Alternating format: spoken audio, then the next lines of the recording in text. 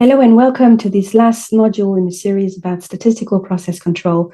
This one is about creating and managing the control plan and the underlying control charts. So you should be at the stage where you produce your control chart for your process, you understand your metric, and then we're going to work out a framework to ensure that the process remains in control, as well as managing all the data associated with this overseeing.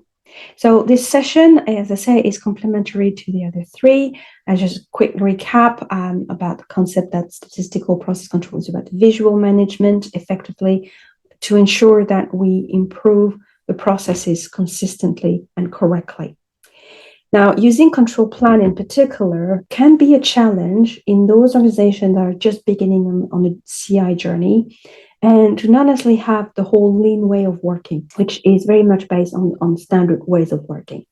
So one thing I wanted to highlight here is obviously as part of this control plan, you'll need to make sure you maintain your control chart and measurement system analysis consistently so that they're both accurate.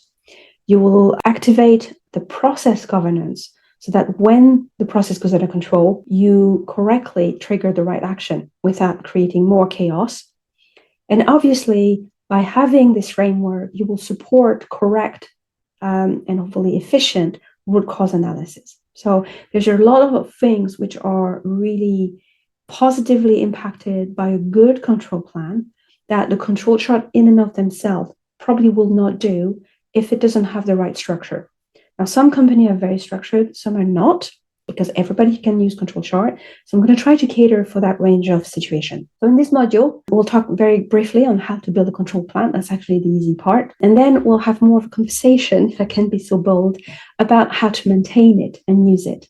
And then I'll offer some further resources as usual. So to build a control plan, so I put all the word there so that you have them for reference, but effectively we're going back to the concept that we have our key metrics, which could be a Y or an X. And what you need to do now is find, is there an existing template for a control plan? So you may need to look in lots of different places. It could be it's within your training, or it might have been, there may be some online library where you have a set of templates, or it might be some people who have access to these sorts of documents. It could be part of standard operating procedures for the process itself.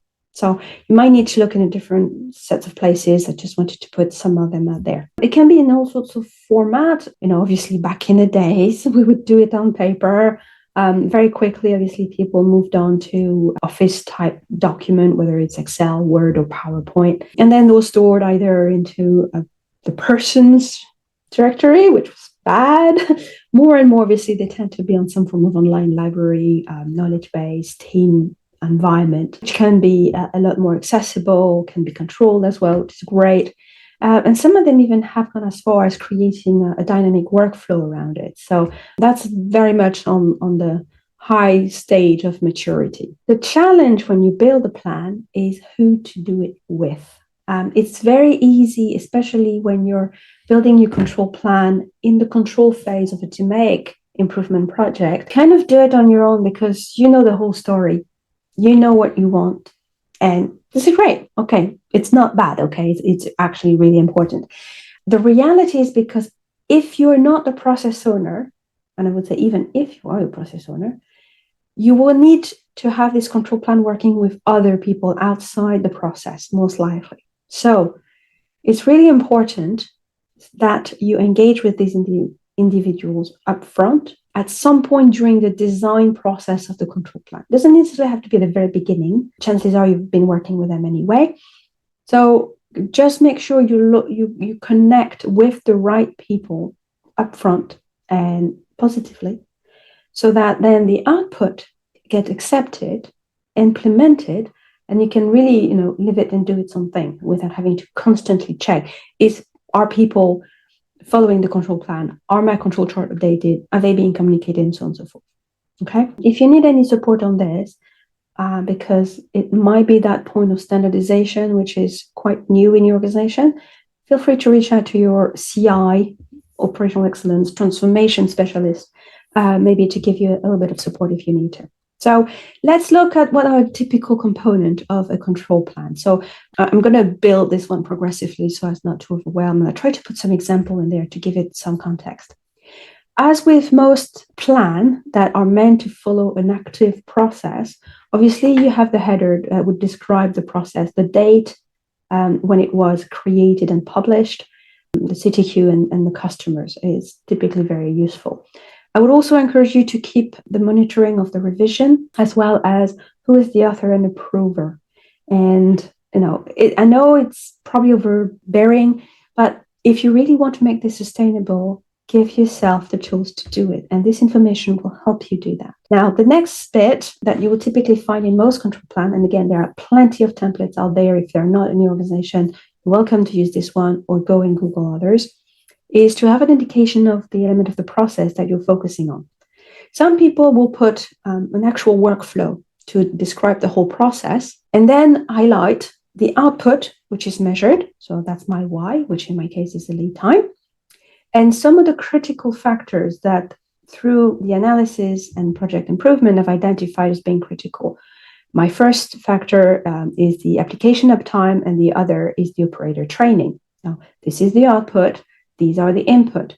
My assumptions here, if I keep my input in control, my output should also stay in control. And then there's this section around the capture of the data so that you can build a control chart. So some of it may be a bit repetitive. Hopefully, it still should be meaningful. And the reason we tend to put it in the control plan itself is that if you start to see deviation between the control chart and the control plan, this is where you need to engage with the team to understand why that's starting to diverge and what needs to be brought up to date. For my output, my spec limit is that ideally the lead time should be less than 8 days. At the moment, using the Sigma score, I'm performing at 1.5 Sigma as of this date. And the way I get the data is I'm running a BI query from the live application system. I'm looking at every single application, and I run this on a daily basis. And this will trigger for me a very nice XBarNS chart. For the input, obviously I have to use a little more discretion. For my input, the application uptime, so for the system that I use to process the application, that's a critical factor. And so I decided that my lower spec limit on this uptime should be 95%. At the moment, I'm already performing at 3 Sigma on this, which is great. And the way I get this information is through another software called Peregrine, very common, and a different company have different ones, but effectively it monitors the uptime of different network and or application. My sample size here is 24 hours. For every 24 hours, I will get statistics. And I want the sample frequency to be every hour. So you can set those out again as you choose. Some people do it once a day and they take the whole day. Some people will take a check every hour through the whole day as well as a daily report, which is what I've chose here because I'm looking at the live system, and an hour downtime has very significant financial implication. And for that, I'll be using the AMR chart. And then for the operator training, as you probably gathered, this is very, very discrete type data. What we want to check is that there's a particular course that I want all operators to have completed before they start processing application. So as of the 1st of 2023, all my operator had completed it, so it's great. Obviously here, a capability probably isn't as meaningful because it's going to be very black and white, and the reality is the turnover in the team will cause a lot of havoc. So what you do is you go through your chart employee file effectively. Now, it could be electronic, it could be paper, I don't know. And obviously what you need to do is make sure that every single operator involved are trained. So the example is all. Whenever we do a check, which in this case is going to be quarterly, I'm going to look at everybody in the team to make sure they still have that training up to date, which obviously then the control method is an employee file completion. I'm going to get a count and I'll just report and take some action if I have some people who are not trained. Which leads me to the next section, which is check the MSA. And yes, I will encourage you, even in your control plan, to still once in a while monitor whether your measurement system is still as robust and reliable as when you first created it. So on the Y, in this case, again, this is an example, turns out that at the beginning of the year, for various reasons, I had 20% error on the measurement, which is a lot. So clearly the team, the separate project, was working on doing that, which means that when I get the XBAR chart, I'm going to take this with a very big pinch of salt. Now, the good news is, at least on the input, my gauge R&R assessment has been very good. I'm running 100%. Note that eventually these will need to be updated, okay? Because measurement system evolve like everything else. And then finally, this is the action control plan. So this is where you list who's going to do what. The question is, well, when? Well, whenever this doesn't look right. So when the XBARNS looks at a control, when the IMR looks at a control, this respective individual should take those actions. So you notice a lot of time it's about contacting somebody else, because in many organizations, let's be real, we have an analyst doing a chart, but in order to kick in the governance and having the conversation, it might need to be done by a manager. So if that's a situation, that just acknowledge it so that there's no confusion about who's going to be doing what.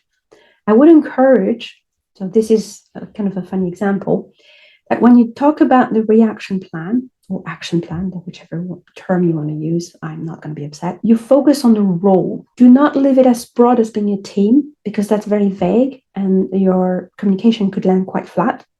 But do not be so specific that it's just one name, because if that person changed role, having this communication down the line may no longer be relevant. So this is why we tend to recommend for people to focus on indicating the actual role. Now, obviously, when you do it the first time, you will put an email address of a person. Or if there is a shared responsibility, like sometimes there is for certain groups, then it could be a group inbox, but those should remain an exception. Now, in this case, I showed both, just as you see some of the challenges that writing it one way or another could bring. And then obviously, once the initial reaction plan has been taken, you would need to keep track of what was either the action, the findings, so that you can learn from it.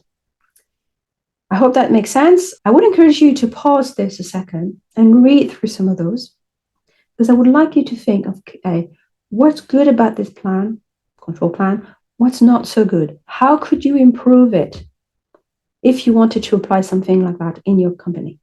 Okay, I can give you one, but you need to pause and do the effort for yourself.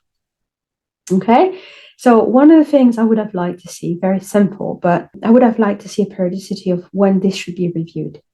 Okay, at a minimum, even for a stable process, it should be annually. Now, another thing we could improve, as I said, beside the name, I would have liked to see the role, or maybe an email and a role. And that way you have all the information you need to do that. Now, how much you put in as far as the reaction plan will greatly depend on how much governance there already is around the process.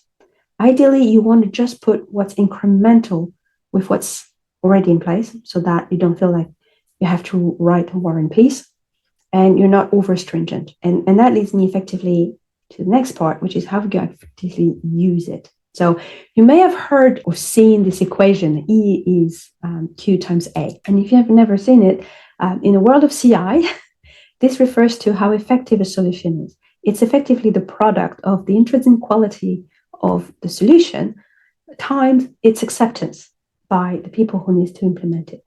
And you can do the math. If you have a good solution which is 10 out of 10, but the acceptance is only 2 out of 10, that gives you an overall effectiveness of 20. Now, if you have a slightly lower quality, like let's say an 8 out of 10 on quality, but you get an 8 out of 10 on acceptance, guess what? You're going to get a higher effectiveness. So this is why understanding that reality, and this is very much core to change management, you need to keep that in mind when you think about your control plan.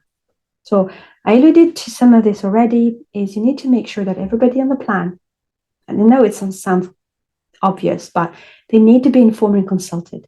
Okay, they need to be clear about what they need to do, when to do it, how to do it, what's the part, or if you have question, who they need to go to. Ideally, test it. That's the best way to make sure that you have everything you need in there, nothing more, nothing less, that people are comfortable because they will have tried it and then they can ask questions, and it's a very safe and supporting environment. So you are building that to get the control plan actually used.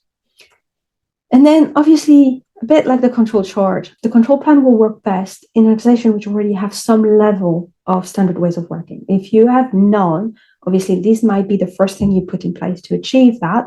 And you have to preempt that element of you need to upskill and train and work with people, building the engagement, understanding the resistance and communicating through it. so that effectively they use it correctly. But also, if you have a very flat organization, the whole concept of delegated authority will look weird. What I'm talking about here plainly is when somebody goes out of office, who's going to take up that role? Because the process will go in and out of control. That's pretty much taken for granted at some point. Chances are it's going to be when the person was on vacation, right? Murphy's Law. So the reality is, if people are not putting their delegated person in the email, when you send them the communication, you might be a bit stranded. So you need to figure out how that works, because although the process can be a bit out of control, the communication about it shouldn't be. All right, you don't want to build crisis on crisis. There should be ideally some form of documented process ownership or process governance, might be called differently in your environment. And if you have a failure mode and effect analysis, or FMEA, that have been carried out on part or whole of your process, you can connect the two documents. It will help the person who's going to receive the communication that the process has gone under control. And by the way, we have this whole document that helps us identify already some potential root cause based on effect, impact, and severity. And we have some action items that we've worked in the past, so you're welcome to use those. It would be a shame not to if you had one. And you will notice that actually there's a very common theme between the documents if you're involved in designing both of them. As I mentioned, ideally, documents should be reviewed periodically, and the minimum, I would say, on an annual basis, more if the process is still under development. And obviously, there are many other reasons why you might need to update your control plan before that annual review. Could be that the systems, the people, or the process have changed, and therefore a control plan needs to be up to date. Or your control chart is now so fundamentally different that you need to reflect an adjusted control plan. And actually, that leads me into a topic around when do you drop data out of your control chart. So I'm going to go back for a second on my previous chart. So here we have, let's say, my lead time. And if you remember some of the example I used in a companion video, initially my lead time is terrible. The average lead time is even greater than the upper spec limit of the customer. So obviously, at some point, we're going to make some change, and we're going to drag all this data of either an out-of-control process or really poor performance. So using either phases, you will identify when you start to be able to recalculate the control limit and have another stable process. Once you have probably 10 data points of this new stabilized process, you're okay to drop the old process baseline, because clearly it's no longer in effect. Now, if you still have an unstable process where you have excessive variation or you have some odd pattern, even after the change, you may not be able to drop the old data because the reality of your process is still not stable. So you may have insights still from keeping the old data, and having it might be useful. The one thing you should not do is decide that, oh, I have a stable process, but I just have this one data point outside the control limit, so I'm just going to drop the data. It must be a typo. It could be a typo. I'm not saying it's not. But if that's a reality, you need to point that out rather than taking the initiative of deleting the data point. Okay?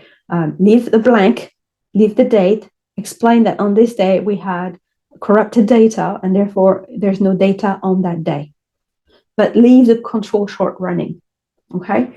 If it's not, quote unquote, an excusable error, which was really odd and never happened again, you're not allowed to delete data until you have improved the process. There are people who choose, when they have their process affected by external factor, and that put the process genuinely out of control for a very special reason, to leave those data points there, even though the world would understand if they dropped it. And I think my best example to date is when the northeast of North America, so including US and Canada, I had a major blackout in 2003, where for like up to 3 days in some areas, they didn't have electricity. So all the services, all the plants were shut down.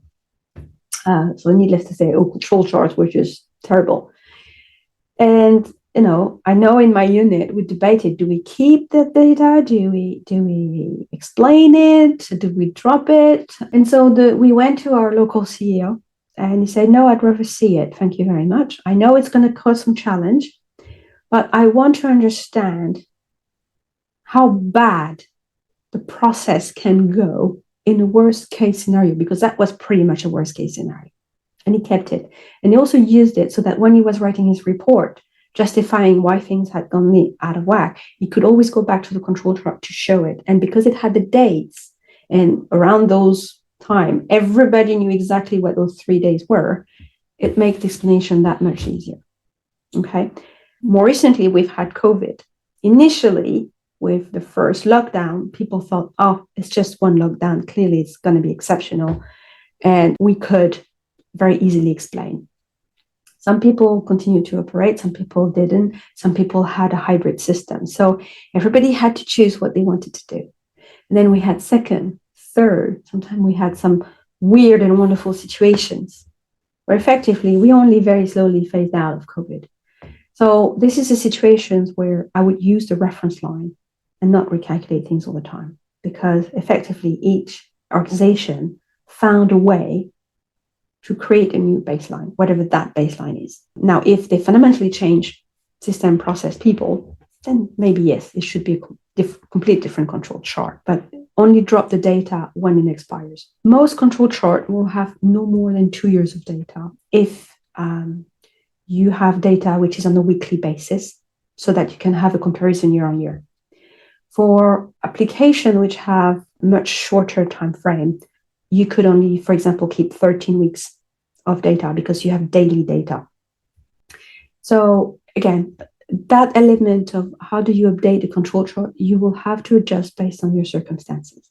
Okay, I hope that makes sense. It's a challenging topic. This is another one where, again, there's some common sense which is obvious, and there's some other situations which are not necessarily obvious. So I would encourage you, if that's your situation, to maybe have a chat with your local CI expert. With that in mind, the control plan are not that difficult. So I would really encourage you to just create a draft, engage with the people, test it, and learn from it. If this is the first time, well, guess what?